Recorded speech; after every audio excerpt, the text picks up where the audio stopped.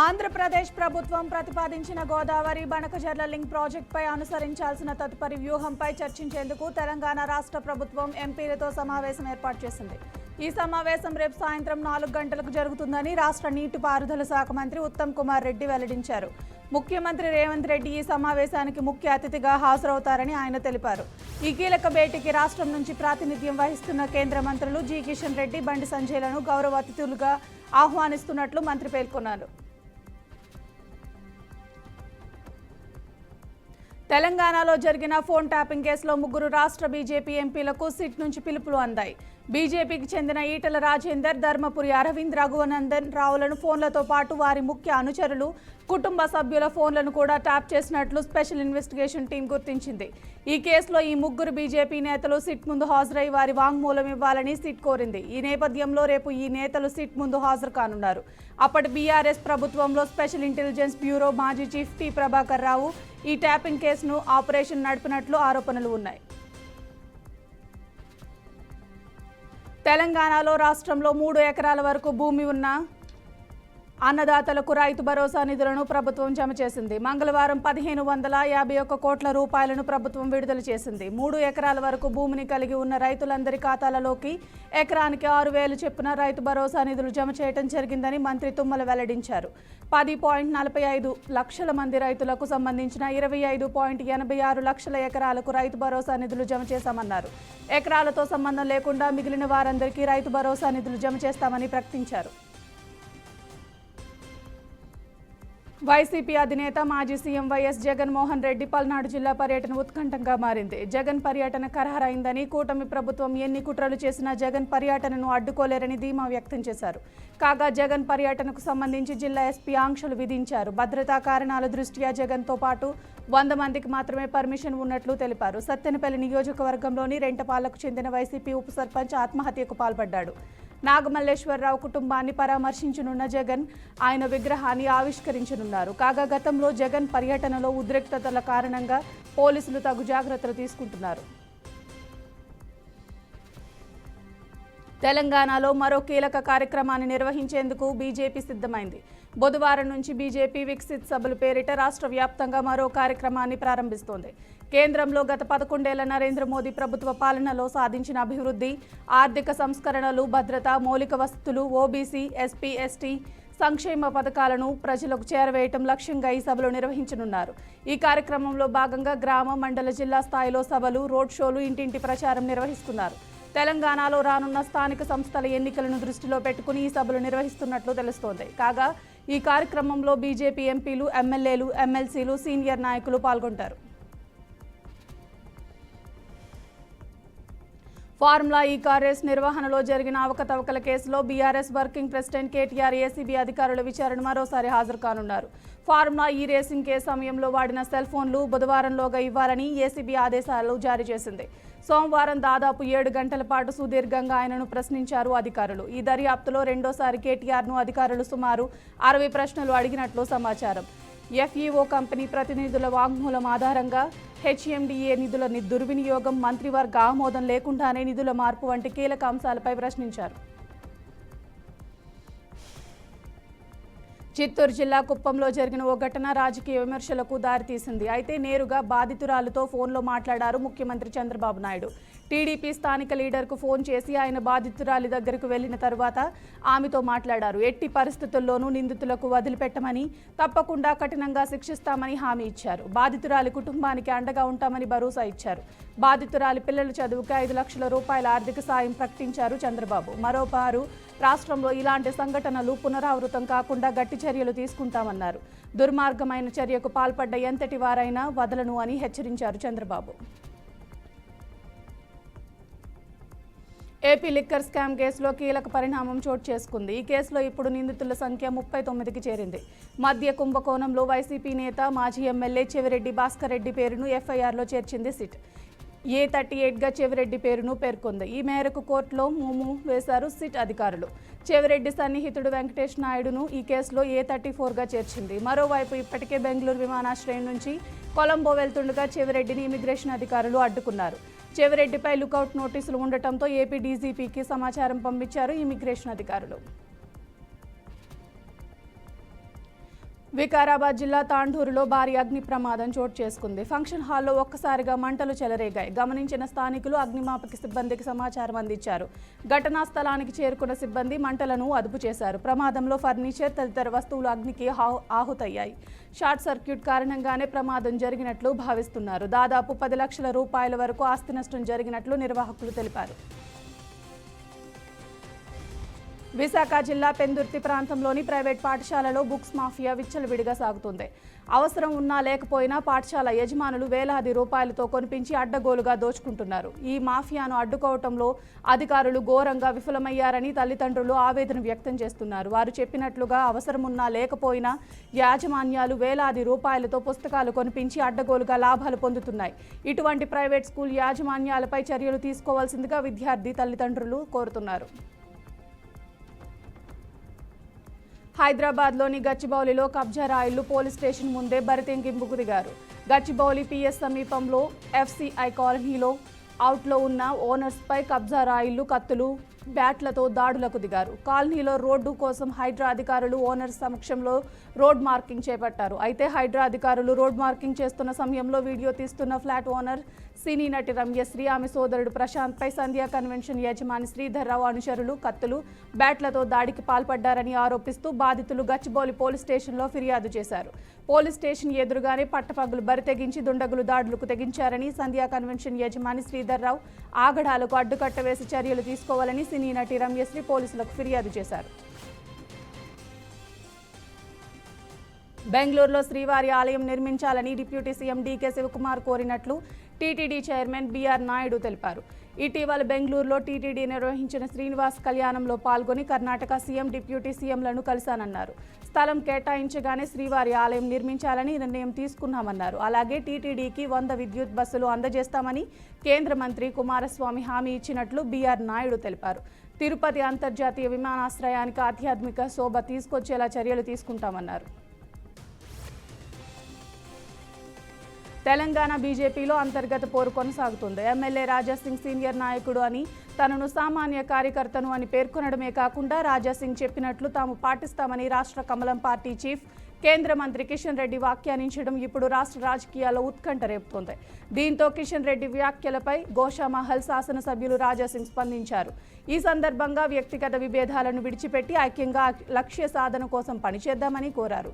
ఎప్పుడు కలుస్తామని చెప్పినా అప్పుడు వచ్చి కలుస్తానన్నారు. పార్టీలోని ప్రతి ఒక్కరూ బాగుండాలని, తెలంగాణలో భారతీయ జనతా పార్టీ అధికారంలోకి రావాలనేది తన ఉద్దేశమన్నారు. వ్యక్తిగత లబ్ధి, పదవుల కోసం తాను ఎప్పుడూ పనిచేయలేదని రాజాసింగ్ వెల్లడించారు. హైదరాబాద్ ఆసిఫ్ నగర్లో దారుణం చోటు చేసుకుంది. ఓసామా అనే వ్యక్తిపై అమీర్, అతని స్నేహితులు కత్తితో దాడికి పాల్పడ్డారు. వెంటనే స్థానికులు బాధితుడిని ఆసుపత్రికి తరలించారు. సమాచారం అందుకున్న పోలీసులు ఘటనా స్థలానికి చేరుకున్నారు. దాడికి ప్రేమ వ్యవహారమే కారణమని స్పష్టం చేశారు. ఘటనపై కేసు నమోదు చేసి పోలీసులు దర్యాప్తు చేపట్టారు. వికారాబాద్ జిల్లాలోని మహావీర్ ఆసుపత్రి ముందు డాక్టర్లు నిరసన చేపట్టారు. ప్రతి నెల ఇవ్వవలసిన స్టైఫండ్ ఇవ్వలేదని ఆవేదన వ్యక్తం చేశారు. ప్రతి డాక్టర్కు స్కాలర్షిప్ ఇవ్వాలని ప్రభుత్వం చెబుతున్నా ఇప్పటి వరకు ఇవ్వకపోవడం బాధాకరమని అన్నారు. స్టైఫండ్ ఇచ్చే వరకు ఈ నిరసన కొనసాగిస్తామని తెలిపారు. మహావీర్ ఆసుపత్రి డాక్టర్లు కూడా తమ సమస్యను పరిష్కరించాలంటూ నిరసన వ్యక్తం చేశారు. ఇందిరమ్మ ఇల్లు మంజూరుపై స్థానికులు ఆగ్రహం వ్యక్తం చేశారు. నిర్మల్ జిల్లా కడెం మండలం లింగాపూర్ గ్రామంలో అసలైన అర్హులకు ఇల్లు మంజూరు చేయడం లేదని గ్రామస్తులు నడి రోడ్డుపై ధర్నా చేపట్టారు. ఇల్లు ఉన్న వారికే మళ్లీ ఇల్లు కేటాయిస్తున్నారని స్థానికులు మండిపడ్డారు. లిస్టులో పేరు ఉండి కూడా ఇల్లు మంజూరు చేయడం లేదని ఆవేదన వ్యక్తం చేశారు. అసలైన లబ్ధిదారులకే ఇల్లు కేటాయించాలని డిమాండ్ చేశారు. ఎమ్మెల్యే బొజ్జు పటేల్ వచ్చి హామీ ఇస్తేనే ఆందోళన విరమిస్తామని స్థానికులు స్పష్టం చేశారు.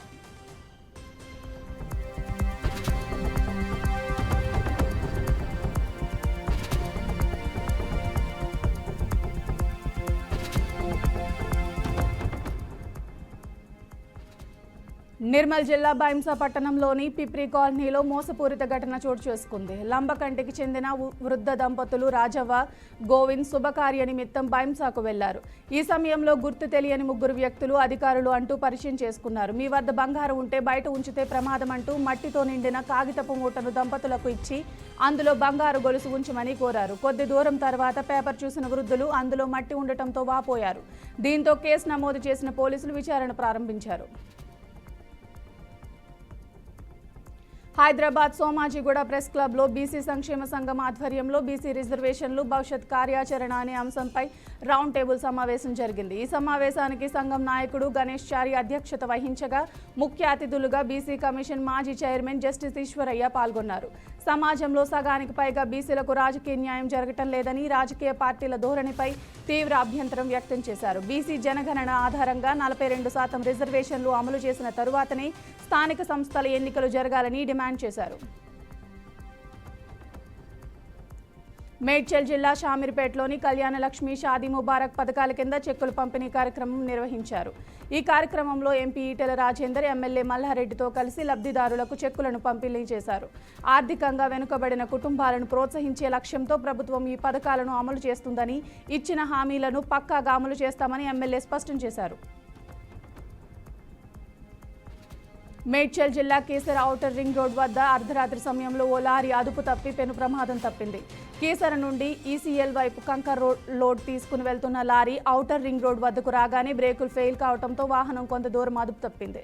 అయితే డ్రైవర్ అప్రమత్తతో వాహనాన్ని పక్కకు మళ్లించడం ప్రమాదం తప్పింది. రాత్రి సమయంలో ట్రాఫిక్ తక్కువగా ఉండటంతో పెను ప్రమాదం నుంచి త్రుటిలో తప్పించుకున్నారు. అన్నమయ్య జిల్లా మదనపల్లి జడ్జి హైస్కూల్లో విద్యార్థులకు సర్వేపల్లి రాధాకృష్ణ విద్యమిత్ర కిట్లు పంపిణీ కార్యక్రమం నిర్వహించారు.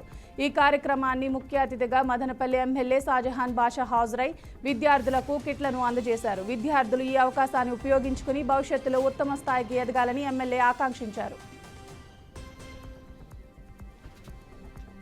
పెద్దపల్లి జిల్లా లింగాపూర్ గ్రామంలో గ్రామస్తులు ఆందోళన చేపట్టారు. భూభారతి సదస్సుకు వస్తున్న ఎంఆర్ఓను గ్రామస్తులు అడ్డుకున్నారు. తమ గ్రామాన్ని గ్రామ పంచాయతీగానే కొనసాగించాలని, రామగుండం మున్సిపల్ కార్పొరేషన్లో విలీనం చేయవద్దంటూ నిరసన వ్యక్తం చేశారు. గ్రామాన్ని కార్పొరేషన్లో విలీనం చేస్తే ఉపాధి హామీ పనులు లేక ఇబ్బందులు ఎదుర్కోవాల్సి వస్తుందని ఎంఆర్ఓకు వినతి పత్రం అందజేశారు. దీంతో ప్రజలు ఎదుర్కొంటున్న సమస్యలను ప్రభుత్వం దృష్టికి తీసుకెళ్తామని తహసీల్దార్ రవీందర్ హామీ ఇచ్చారు. సూర్యాపేట జిల్లా మునగాల మండలంలోని NH65 రహదారిపై మాధారం నుండి డస్ట్ లోడ్ చేసుకుని వేగంగా వెళ్తున్న టిప్పర్ బోల్తా పడింది. అధిక వేగంతో టిప్పర్ మసీదు ప్రాంగణం వద్దకు రాగానే డ్రైవర్ నియంత్రణ కోల్పోవడంతో వాహనం ఒక్కసారిగా బోల్తా కొట్టింది. డ్రైవర్, క్లీనర్ స్వల్ప గాయాలతో బయటపడటంతో తీవ్ర ప్రమాదం తప్పింది. విషయం తెలుసుకున్న మునగాల ఎస్ఐ ప్రవీణ్ కుమార్ వెంటనే సంఘటనా స్థలానికి చేరుకుని పరిస్థితిని సమీక్షించారు. మహబూబాబాద్ జిల్లాలోని హేమ్లా తండాలో అతి కిరాతకంగా జరిగిన హత్యా ఘటన తీవ్ర విషాదాన్ని మిగిల్చింది. తండాకు చెందిన బనోతు బద్రు గత కొంతకాలంగా మధ్యాహ్నానికి బానిసై పనులు చేయకపోవడంతో భార్యాభర్తల మధ్య తరచూ ఘర్షణలు చోటు చేసుకున్నాయి. మద్యం మత్తులో ఇంటికి వచ్చిన బద్రుకు రంగమ్మకి వాగ్వాదం జరిగింది. రాత్రి రంగమ్మ నిద్రిస్తున్న సమయంలో బద్రు అతి కిరాతకంగా ఆమె గొంతు నులిమి హత్య చేశాడు. పోలీసులు సంఘటనా స్థలానికి చేరుకుని మృతదేహాన్ని పోస్టుమార్టం నిమిత్తం తరలించి కేసు నమోదు చేసి దర్యాప్తు ప్రారంభించారు. పశ్చిమ గోదావరి జిల్లా నర్సాపురం వద్ద వశిష్ఠ గోదావరి నదిలో చేపలు పట్టే కొత్త విధానం ఇటీవల అందరి దృష్టిని ఆకర్షిస్తోంది.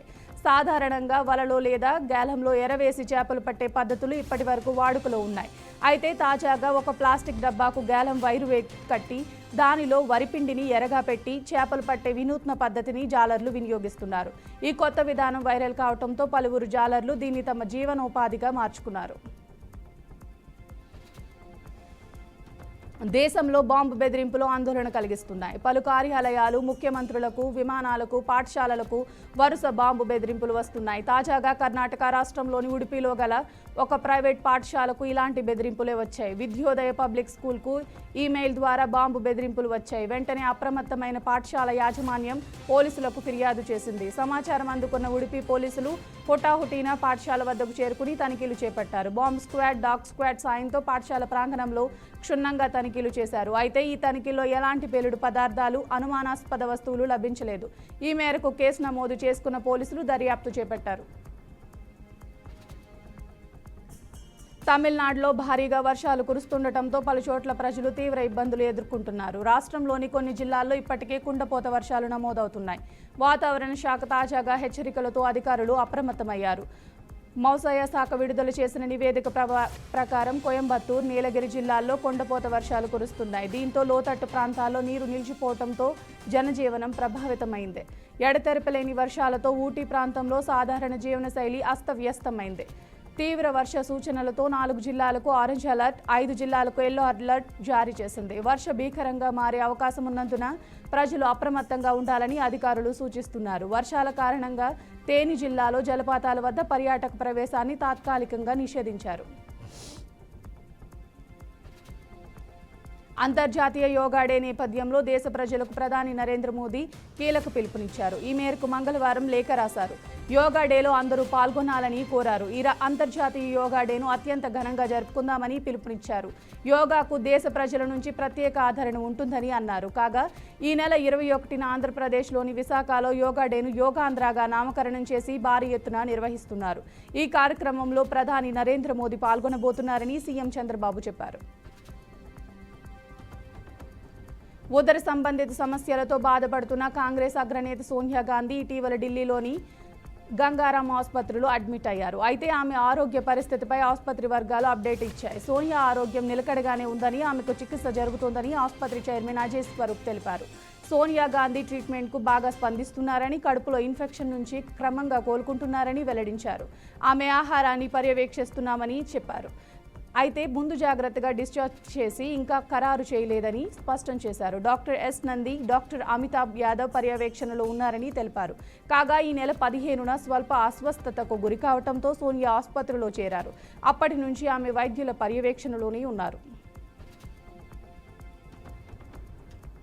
ఇరాన్, ఇజ్రాయెల్ దేశాల మధ్య ఉద్రిక్తతలు మరింత తీవ్ర స్థాయికి చేరుకున్నాయి. ఇజ్రాయెల్ అణు కేంద్రాలకు లక్ష్యంగా చేసుకుని దాడులు చేస్తుండగా ఇరాన్ కూడా ఇజ్రాయెల్లోని కీలక ప్రాంతాలపై క్షిపణులతో విరుచుకుపడుతోంది.